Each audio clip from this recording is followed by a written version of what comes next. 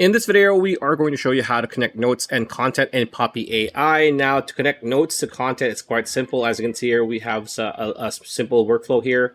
And if I want to connect notes, it's pretty easy. All we need to do is press T on our keyboard like so. It's going to open a note box, as you can see. And I could just move it close to Poppy Chat, and it's going to connect, right?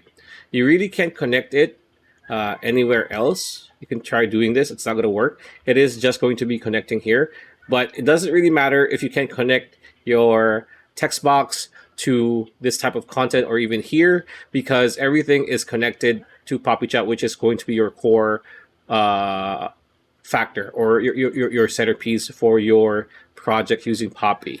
And yeah, that is how you connect. This is a note. Note is text boxes, right? You can also click it here. There we go.